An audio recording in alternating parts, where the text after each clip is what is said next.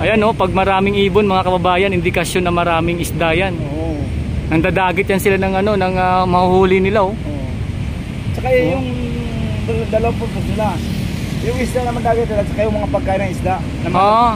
Mga alamang. Oh, yun. Baka po yung mga alamang. Yan, hindi na dagat ng mga ipon. Dami oh. Dagit lang ng dagit. Ano yan, mga alamang yan?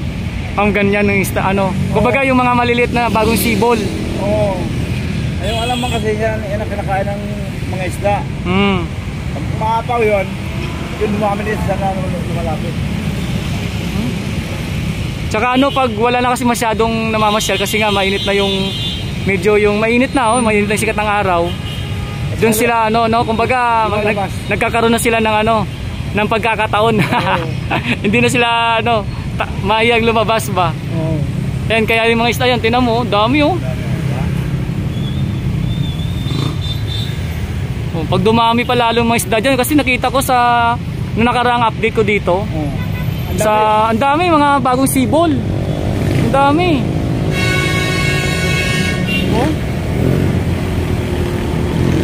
Kaya sawa sila dyan. Alam mo? Kaya lalo sana ito lalo dumami yung isda dahil sa wala nang nanghuli. Oo. Bawal lang huli ang isda. Para sa ano nangyari dyan, parang paanakan ng mga isda. Paanakan na, parang kumbaga dyan na nagpaparami. Oo. Tapos pag hindi mo malaki-laki na, lumalaban sila. Kaya minsan nga, daming gataw dyan, yung parang kala mo, yung may umulan. Oo, yun o. Oo, yung pala, naglalabasan sila. Naglalabasan. Yung parang ano sila, kumukuha ng oxygen. Oxygen, oo, yun. Ang dami, oh. Ayan, pag dumami pa yan lalo, talagang indikasyon na talagang marami na dyan. Kaya isipin mo yan, pag lumabas sila sobrang dami, parang itina mo, akala mo nangitim yung dagat sa isda. Oo. Yan, oh. Panay balik-balik lang sila sa area na yan, oh. Ibig sabihin, nandyan yung gataw. Nandyan yung isda na yan. Oo. Nandyan yung gataw ng isda. Pag napangalagaan talaga, no? Iba talaga pag napangalagaan, eh. Kasi yung kalikasan kasi natin, dapat alagaan talaga pati yung mga ano na isla, yung paanakan. Oo. Dapat yan, alagaan. Alagaan. Hindi ko pwede sa amin, hindi ko pwede sirain yung mga coral. Oo. O kasi ano yan eh, number 1 ng mga bahay ng isda yan eh. Ang coral pala, ang isda, hindi, doon sila nangingitlog. Doon nila inilabas yung itlog na habang buntis sila, malakot sila. Oo. Pag malapit na nila mangitlog, doon lang sa mga coral lalagay yung itlog. Sa itlog sa may mga, kaya yung corals talagang pinagbabawal na kuhanin. Babayaan na yun hanggang sa mapisa yung ano. Kasi nasubukan ko yan, experience ko sa aquarium ko dati. Yung muli, kasi mag-alaga ko kay silver, red. Ibang kulay na muli. Mga isang linggo, nagmamasdan ko. Nagulat na lang ako, bakit ang dami pula sa ilalim? Yung mga maliliit na pulang-pula talaga. Itlog na pala yun. Nagsisiro siya. Nangingitlog na doon sa, kasi yung aquarium ko may buhangin. Oo. Doon sa buhangin pala nangingitlog na, mga isang linggo na pisa. Ayun. Namumula doon sa mga buhangin, akala ko naman ang daming pula sa ilalim. Akala ko mga dumi ba nahulog. Yung pala itlog na. Yun pala, hindi na kumayos. Pulang-pula tapos yung ang mata niya, makikita mo yung mata sobrang linaw. Oo. Maliliit, sabi ko, nanangitlog yung mga isda ko. Mga ilang araw na gumagano na ang dami. Nakakatuwa, no? Oo. Nakakatuwa makita yung mga ganun eh.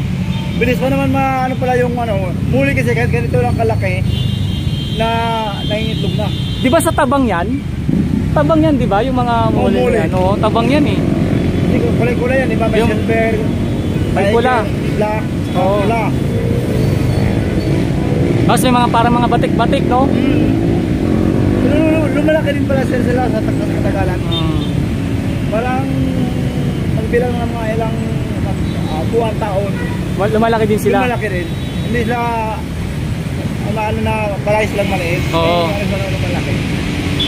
Ayun nakita natin sa ano, sa mga, di ba pag may mga pasyalan na iba, yung sa ano sila? O kasi sa, baka ano talaga sila pang pang-attract, aquarium talaga. Aquarium.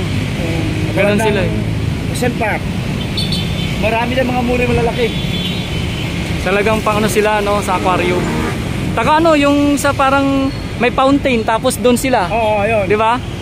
Ano, sa bahay mo, magawa ka ng ganito kalaki. Oo. Sa labas, lagyan mo ng water pump para sa oxygen. Oo. Lagyan mo ng isda, mga muli. Hanggang sa lumaki sila doon. Ito, ang dami, oh. Ayan, Talagang ano, indikasyon talaga na marami na isa sa Manila Bay. Walk Dolomite Fish sa may Manila Bay, oh. Oo. Grabe. So pag naging ganun yung ano pala dito, kumbaga dito na nangingitlog pa, nagpaparami. Marami lang kita mga iba't ibang isda rito. Oo, marami yan kasi katulad ng pinayaw ng yate. Oo. Di ba maraming bato sa gilid yan? Oo. Kaya sila nangingitlog. Doon lang ipunin lang itlog sa mga gilid ng bato. Pag sa napipisa na yun, pag kaya na lumango yung mga sisil na, saka gumagala na yan. Nakanap na ng mga pagkain. Grabe, ang dami. Tsaka ano, ang ganda na talaga ng ano, tingnan mo, linis, oh. Makita mo yan, oh. Oo, di ba? Makita na ng buhangin. Oo. Ang ganda pagmasdan, no? Oo. Tsaka lalo na, ganyan yan, mainit. Pero tingnan mo naman, yung view. Yun lang. Oo, ganda ng view, no? Oo.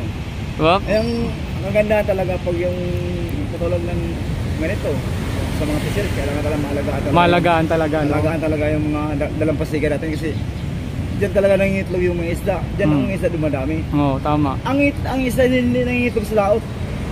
Kunin na dalampasigan. So, dalampasigan, no? So, may mga bato-bato, may mga corals. Doon na ilabas yung mga itlog nila. Oo. Totoo nga naman. Kaya kung mapangalagaan talaga, dadami talaga. Oo. Katulad sa amin sa mayroon talagang area na hindi mo pwede talaga pasukin ng mga isda. Doon talaga nagpaparami. Puro coral yun. Puro coral. Talagang binawal yun. Kahit anong isda, bawal yun. Ganda pa ganyan, no? Tapos, yun nga, magtuloy-tuloy na. Pag sumisid ka, yung parang naliligo ka lang. Pag may salamin ka, ang ganda na magdala ng camera sa ilalim kasi makita mo, ibig yung klaseng isda, maliit, may mga malalaki. Dito nga ngayon, no? Doon sa may Kabaton, galing ako doon. Sabi ko, pag once na napaliguan na to, sigurado parang ano ka dito, kinikilit ng isda kasi dami isda doon na maliliit. Ito yung, ang maliliit kasi doon, habang maliliit pa sa lulul mo na sila. Hindi pa lang lumalayo. Pero pag kaya na nila na mahanap ng pagkain, kasi sila namusta. Kaya sabi ko, pag once na pinayagang paliguan to, tapos may ano ka, yung tipong mag-snorkeling ka ba? Malinaw ang dagat eh, kitang-kita mo eh. Kita mo silalim. Oo, kita-kita mo silalim eh. Kaya ang ganda. Ganda na nangyari. Parang, yung sa amin yun, pag sumisid ka, kasi malawak yung coral eh. Oo. Pag sumisid ka silalim, akala mo yung, ano ka sa mga aquarium? Ang maiba lang kayo, regular isda tapos ang ganda ng mga coral. Kasi ang mga coral hindi sinisira. Kaya dapat talaga pangalagaan yung karagatan. Lalo na yung dalampasigan. Hindi lang karagatan, pati dalampasigan. Iwasan yung ano, magtapon ng mga basura, di ba? Tama na talaga yung tinatanggal yung mga basura. Kasi ang mga basura, yan ang isda na nakakasir ka mga isda yan. Oo, tama. Pag di ba may basura, ang isda, daming isda mamatay. Wala kain yan ng mga ano, patay. Kasi iba-ibang basura ang malalaglag. Minsan, kinakain ng isda, tapos yun palang mga basura, nakakalason yung iba. Oo. Yeah, dapat ang tagapangalagaan. Gaya nito. Nakakatuwa, di ba? Nakakatuwa na makita ang ganyan. Oo, ba? Ayan, pag bumababa yan, ibig sabihin nahuli na. Oo. Ganun lang. Ibig sabihin, nakita lang yung hulihin. Oo. Nakakatuwa. Sana pati talaga yung ganyan, no? Para magtuloy-tuloy yung kagandahan sa, hindi lang sa Manila Bay. Sana sa lahat na nasasakupan, di ba? Oo, sa buong Pilipinas, mas maganda mangyaring ganyan. At hindi na makikinabang yung mga tao, pati yung mga ganyan, no? Di ba? Lahat makikinabang.